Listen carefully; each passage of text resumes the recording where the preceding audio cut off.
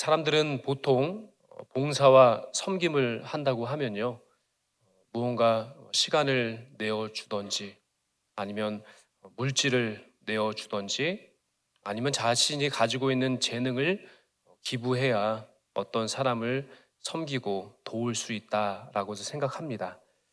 그런데 오늘 소개하는 이분은요, 아주 다른 방식으로 이웃을 섬기고 또 이웃을 위해서 봉사를 하는 삶을 산 사람입니다. 그는 바로 가수 션이라고 하는 분인데요. 이분은 매년 8월 15일 광복절이 되면 운동화 끈을 조용히 이렇게 묶고 그렇게 길 위에 섭니다. 매년 광복절에 그는 81.5km를 뜁니다. 마라톤 풀코스가 몇 킬로죠? 42.195km잖아요. 무려 두 배나 되는 그런 거리를 광복절마다 매년 뛰고 있는 겁니다. 저는 그 뛰는 모습을 보는데 정말 거의 생사를 넘나드는 그런 달리기라고 저는 봅니다. 저 같은 경우에는 5km, 10km 뛰고도 정말 죽을 똥, 살똥 뛰어야 이렇게 뛸 수 있는데 이 션 그는 광복절마다 그렇게 81.5km를 뛰고 있습니다. 사람들은 왜 그렇게 달리느냐 그에게 질문을 하였고 그는 이렇게 대답했습니다. 제가 할 수 있는 것으로 돕고 싶었습니다. 이 가수 션이 할 수 있는 방법 그것은 바로 뛰는 것이었습니다. 그런데 이 뛰는 것이 다른 사람들을 돕는 그런 방법이 되었다는 겁니다. 그는 달리기를 하는데 기록을 남기기 위해서 달리지 않았습니다. 그는 독립유공자 그 후손들의 무너진 집을 다시 세우기 위한 발걸음으로 이 달리기를 시작하였습니다. 작년에도 동일하게 2025 8.15 런 광복절 기부 마라톤을 그는 뛰었고요. 81.5km를 완주하였습니다. 그러니까 얼마나 힘겨운 달리기인지 한번 완주를 하면 거의 5km 정도가 빠졌다는 겁니다. 그리고 이 마라톤의 뜻을 같이 해서 사람들이 한두 명씩 같이 동참하게 되었는데요. 작년에도 한 2만여 명이 넘는 사람들이 함께 또 뜻을 모았습니다. 조금씩 또 참가비를 또 내고 그 후원금이 다 모였을 때 작년에 23억을 기부했습니다. 그리고 이 23억 전체가 되는 이 기부 액수를 한국 헤비타트를 통해서 독립유공자 후손들의 거주 환경을 개선하는 그 사업에 사용하였습니다. 그와 이 마라톤에 참여한 사람들이 흘린 땀, 그리고 그들이 달렸던 그 발자국 한 걸음 한 걸음이 누군가에게는 지붕이 되고 누군가에게는 기둥이 되어주고 누군가에게는 문이 되어주는 일이 되었습니다. 작은 일로 시작하였지만 그 뜻이 모아지니 그 뜻에 참여한 많은 사람들이 깨닫기 시작했습니다. 섬김은 거창한 것이 아니라 내가 가진 것을 들고 누군가를 향해 나아가는 것이라는 사실을 많은 사람들이 비로소 알게 되었다는 겁니다.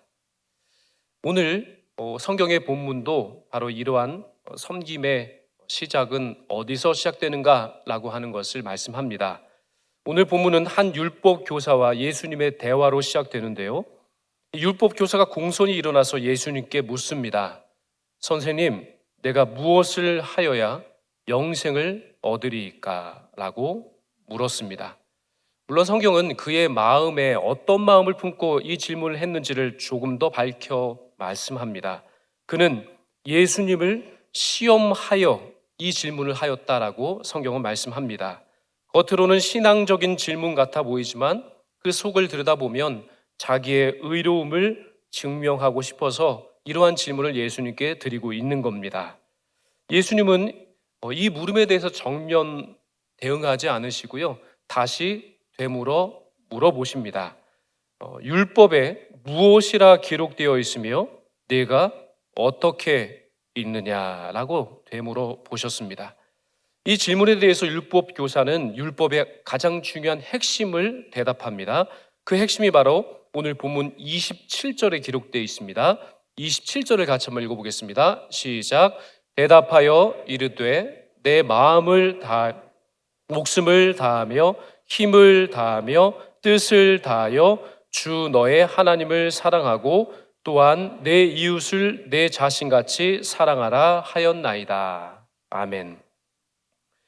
이 대답을 들으시고 예수님께서는 이를 행하라 그리하면 살리라 라고 말씀합니다. 그런데 이 예수님의 그 말씀을 오해하면 안 되는 것이요, 바로 예수님께서 행하면 구원받는다라고 하는 말씀을 하신 것은 아닙니다.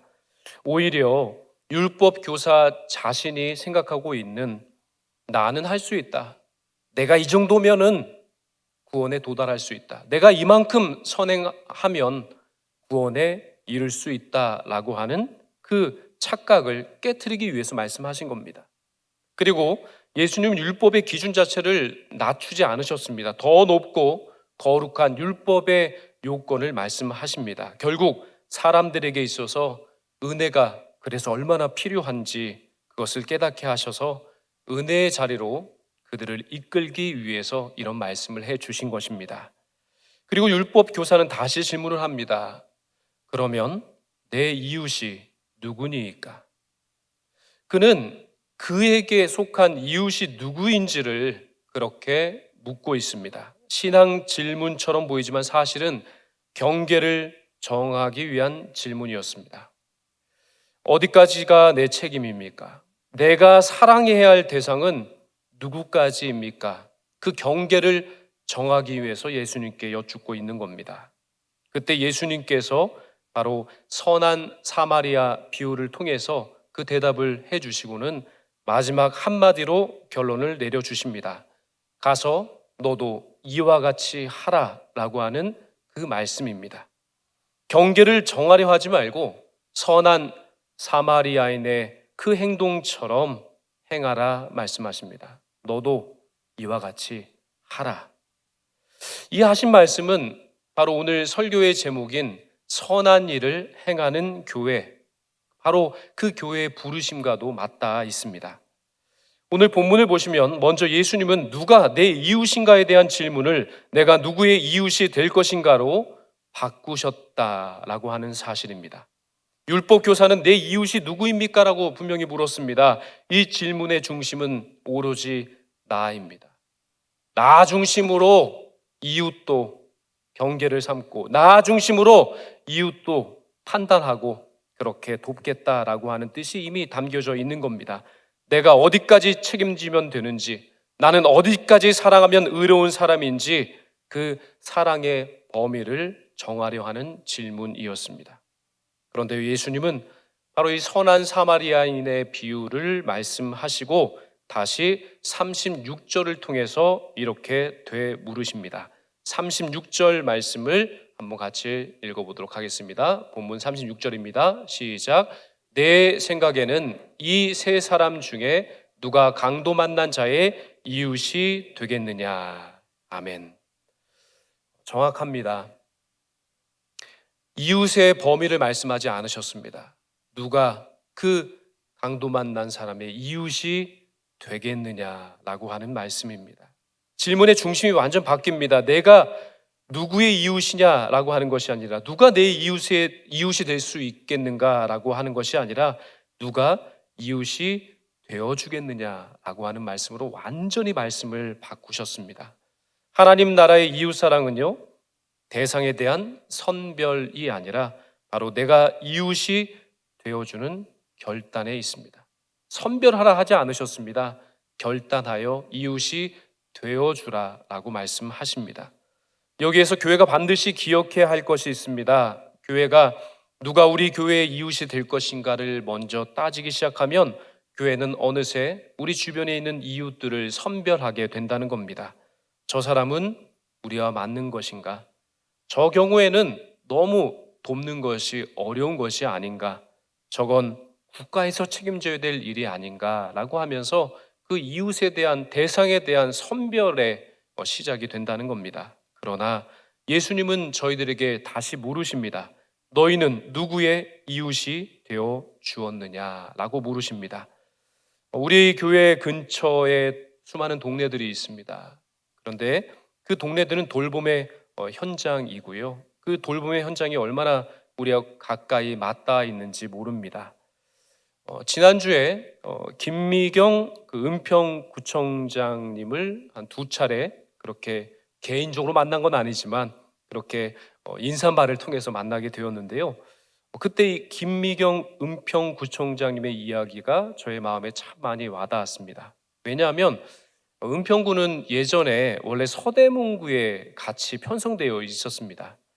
그래서 1979년 이 서대문구에서 이 은평구가 분구하기 전까지만 해도요, 바로 이 은평구는요, 서울의 정말 최외곽 지역이었습니다. 그러다 보니 돌보아야 할 시설, 즉 사회복지시설이 당시 은평구, 그 당시 서대문구의 가장 외곽이었던 이 은평구 지역에 많이 집중되어 그렇게 건설이 되었다는 겁니다.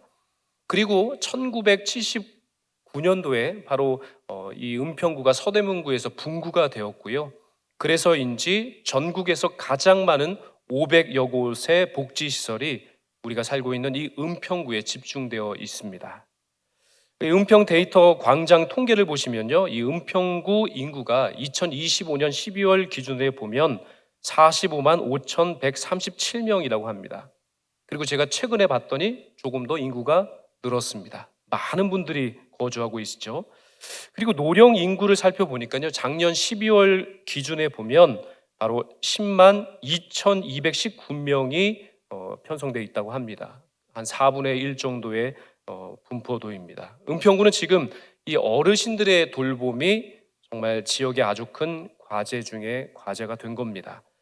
또한 이 은평구의 재정 공식 개요 자료를 제가 살펴보니까요, 이 세출 예산의 61.8%가 이 사회복지 분야에 편성이 되어 있습니다.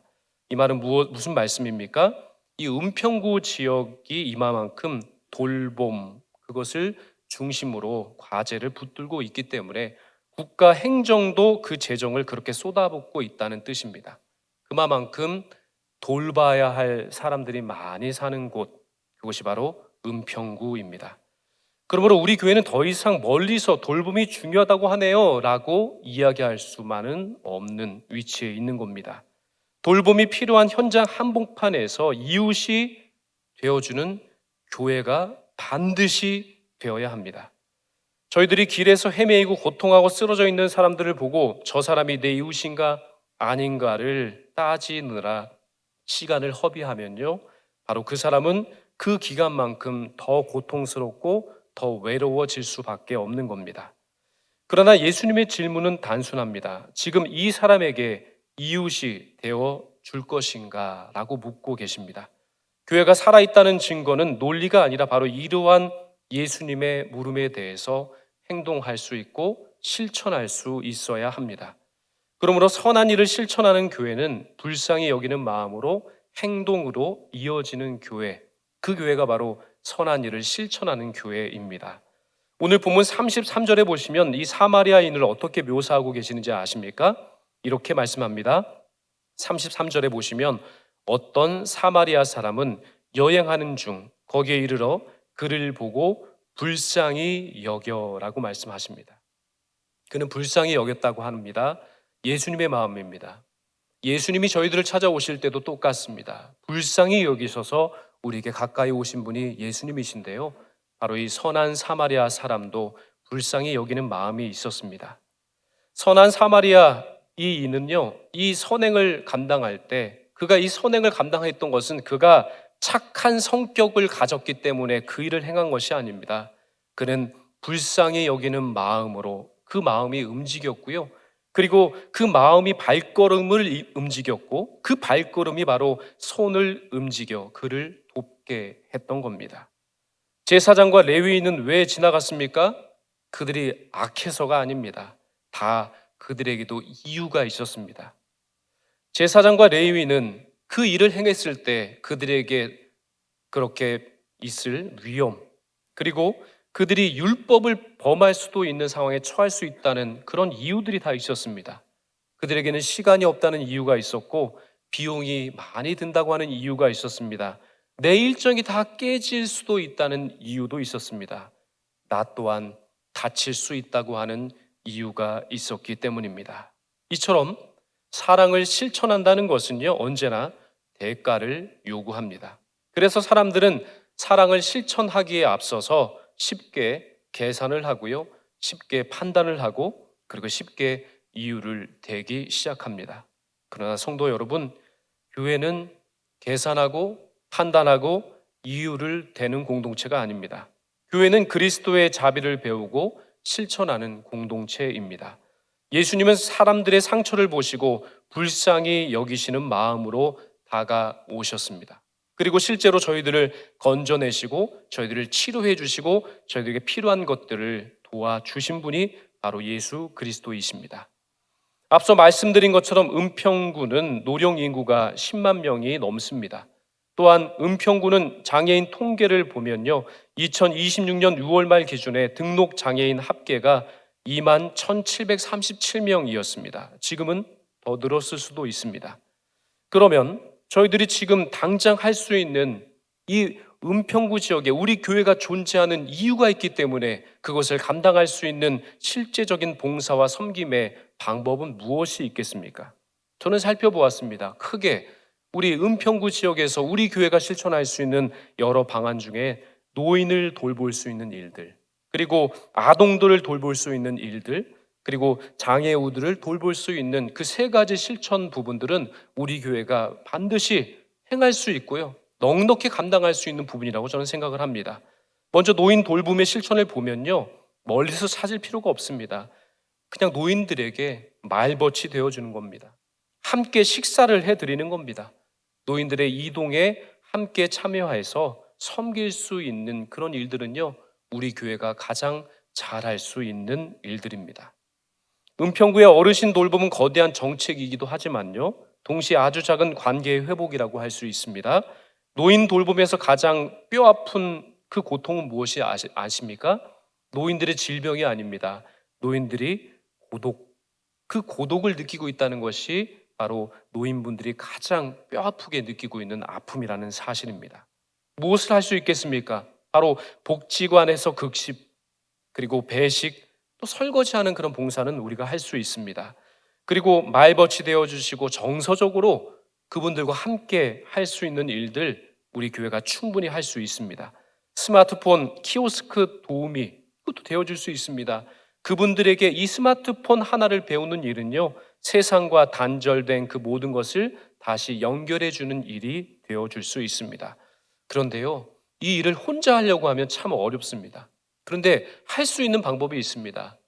두세 사람이 함께 모여서 이 일을 하는 겁니다.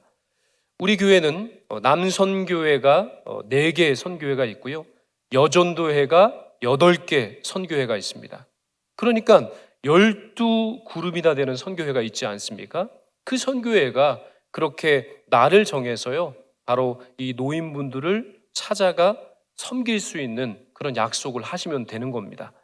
나 혼자는 할 수 없지만 그렇게 선교회에서, 전도회에서 뜻을 모으셔서 그렇게 저에게 말씀해 주십시오. 그러면 제가 연결시켜 드리겠습니다.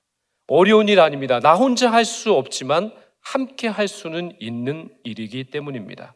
실제로 겨울철, 지금과 같은 이런 겨울철이 되면요, 이 은평구 지역에 연탄을 사용하는 가구가 있습니다. 그러니까 지금은 다 보일러를 사용한다라고 생각하지만요, 아직까지 연탄을 사용하는 그런 가구가 있다는 겁니다. 그 연탄을 사용하는 가구, 연탄 배달도 할 수 있습니다. 그 봉사도 남선교회, 여전도에서도 그 마음만 모아서 저에게 알려주십시오. 그럼 제가 연탄 배달할 수 있도록 연결해 드리겠습니다. 사역은 할 수 있습니다. 뜻을 모으셔서 하겠습니다. 가서 행하라 하셨잖아요. 행하는 마음만 가지고 오시면 그 봉사의 그 현장을 연결해 드리도록 하겠습니다. 아동 돌봄 실천도요, 우리가 할 수가 있습니다. 공부뿐만 아니라 그들에게 정말 안전한 어른 한 명이 얼마나 필요한지 모릅니다. 아이들은 시설보다 먼저 어른이 필요합니다. 함께 해주고 함께 대화할 수 있는 어른이 필요한 겁니다. 방과 후 돌봄, 함께 독서하고 나누고 함께 학습을 도와주고, 그렇게 할 수 있는 일들은 이미 교회가 감당하고 있고요, 교회가 할 수 있는 일입니다. 우리 교회도요, 오래전부터 이 일을 시행하고 있습니다. 영광영재 도서관 아시죠? 우리 교회 1층에 자리하고 있습니다. 정말 이 영광영재 도서관은요, 아동 복지의 가장 핵심적인 사역을 이미 감당하고 있는 겁니다. 이 책을 통해 아이들의 세계관이 확장되도록 교회가 학습이 아니라 바로 성장을 돕고 있기 때문에 참 귀한 사역을 우리 교회가 감당하고 있습니다. 이 일에 우리 성도들도 더 많이 참여해 주시길 바랍니다. 또한 장애인 돌봄 실천도요, 어려운 일 아닙니다. 도와주는 일을 넘어서 함께 살아주는 공동체가 되어주면 그들에게는 힘이 되고요, 그들에게는 위로가 됩니다. 이 장애인 돌봄은요, 단발적인 이벤트 그걸로 감당할 수 있는 사역이 아닙니다. 장애인들을 둔 가족들이 가장 두려워하는 것이 무엇인지 아십니까? 그것은 내가 세상을 떠난 뒤에 이 아이들은 어떻게 될 것인가? 장애 자녀를 둔 우리 부모님들이 가장 두려워하는 부분이 바로 이것입니다. 그러므로 교회 봉사는요, 나눠주는 것이 아닙니다. 교회 봉사는 바로 그들과 동행해 줘야 합니다. 그들과 끝까지 함께 해주는 사역을 감당해야 합니다. 장애인 시설의 많은 필요는 전문 치료도 물론 필요하지만은요, 더 중요한 건 함께 참여할 수 있는 사람이 필요한 겁니다. 또한 장애우들을 위해서 경사로를 만들고 안내 동선을 표시하고 장애인 화장실들을 설치하는 일들은요, 충분히 교회가 그들을 위해서 도울 수 있는 그런 일들입니다. 말씀드린 것처럼 2026년 6월 말 기준 은평구 내 등록 장애인이 21,737명입니다.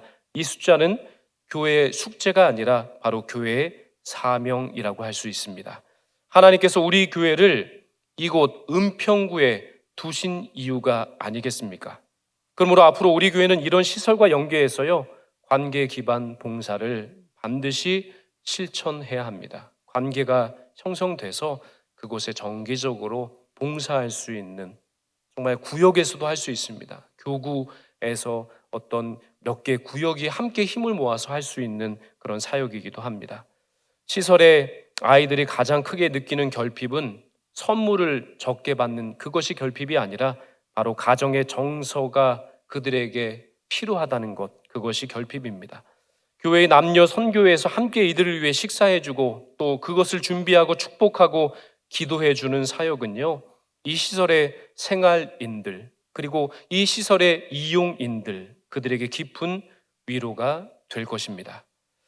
끝으로 선한 일을 실천하는 교회는 율법의 부담이 아니라 은혜의 능력으로 움직여야 합니다. 여기서 저희들은 결국 복음으로 되도록 갈 수밖에 없습니다. 그렇지 않으면 이 설교의 결론은 착하게 살아갑시다 라고 하는 결론에 도달할 수밖에 없기 때문입니다. 율법 교사의 질문이 무엇이었습니까? 내가 무엇을 하여야 영생을 얻으리이까? 라고 하는 질문이었습니다. 그는 행함으로 구원을 얻고 싶었습니다. 그렇게 했으면 구원받을 것이라 생각했습니다. 이만큼 했기 때문에 구원받을 수 있을 것이라 착각했습니다. 그러나 예수님은 그 율법의 기준을 더 높이 세우십니다. 그 율법으로는 안 된다. 그 행위로는 될 수 없다라고 하는 말씀입니다. 그리고 예수님은 마지막에 이렇게 말씀하셨죠. 가서 너도 이와 같이 하라. 이 말씀이 왜 저희들의 마음에 부담이 될까요? 가서 너희도 이와 같이 하라. 왜 이 말씀이 우리의 마음을 찌르는 것일까요? 저희들은 이미 다 알고 있습니다. 저희들은 선한 사마리아인처럼 살지 못하기 때문입니다. 살지 못했기 때문입니다. 저희들은 자주 제사장처럼 지나쳤습니다. 저희들은 레위인처럼 회피했습니다. 저희들을 사랑을 실천한다고 하지만 자주 계산하고 자주 이유를 댔습니다. 그런데요, 예수님의 말씀은 저희들을 절망시키기 위한 말씀이 아니라 은혜로 이끌어 가시기 위한 말씀임을 우린 기억해야 합니다. 너는 내 힘으로 의로워질 수 없다. 이 말씀을 하시면서 그러니 은혜가 필요하다라고 말씀합니다. 그러면 그 은혜가 무엇입니까? 사실 저희들도 길 위에 쓰러져 있던 사람과 같은 존재였습니다. 죄로 말미암아 쓰러져 있었습니다. 상처로 말미암아 쓰러져 있었습니다. 스스로 회복할 수 없고 스스로 일어설 수 없고 죽어가던 저희들이었습니다. 바로 길 위에 쓰러져 있던 사람들, 그가 바로 우리들이었습니다. 그때 예수님께서 저희들을 찾아오신 겁니다. 예수님은 우리를 긍휼히 여기는 마음으로 발걸음을 멈추셨고 우리에게 가까이 다가오셨고 그 값을 대신 치러 주셨습니다. 끝까지 책임져 주셨습니다. 우리를 구원해 주셨습니다. 그 증거가 바로 십자가에 있습니다. 그러므로 제일영광교회가 선한 일을 해야 하는 이유, 그 이유는 구원을 얻기 위해서가 아닙니다. 이미 구원을 받았기 때문입니다. 선한 일은 구원의 조건이 아니라 구원의 열매이기 때문입니다.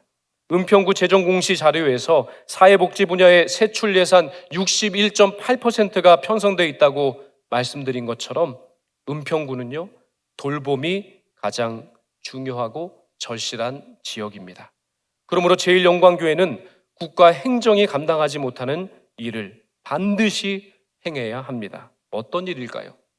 국가 행정은 서비스를 줄 수 있지만 교회는 이름을 불러줄 수 있습니다. 국가 행정은 제도를 줄 수 있지만 교회는 관계를 줄 수 있습니다. 국가 행정은 예산을 줄 수 있지만은 교회는 기도와 사랑을 줄 수 있습니다. 예수님의 마지막 말씀은 아주 단순 명료합니다. 가서 너도 이와 같이 하라. 이 말씀엔 두 동사가 있습니다. 가라와 하라입니다. 주님은 저희들에게 더 많은 토론, 더 많은 이유를 대라 하지 않으셨습니다. 더 많은 순종만을 요청하고 계십니다. 오늘 예배 후에 은평구의 수많은 길 위에서 주님은 우리 모두에게 다시 물어보실 것입니다. 내가 누구의 이웃이 되어 주겠느냐? 그때 우리 제일영광교회가 말로만 대답하는 것이 아니라 삶으로 대답하는 교회가 되기를 간절히 소망합니다. 할 수 있습니다. 내가 할 수 있는 그곳으로 응답하시면 반드시 하나님의 선한 역사가 바로 선한 일을 실천하는 교회인 우리 교회를 통해서 하나하나 이루어가게 될 줄로 믿습니다. 그 믿음으로 가서 행하시는 하나님의 백성들 다 되시기를 주님의 이름으로 축원드립니다.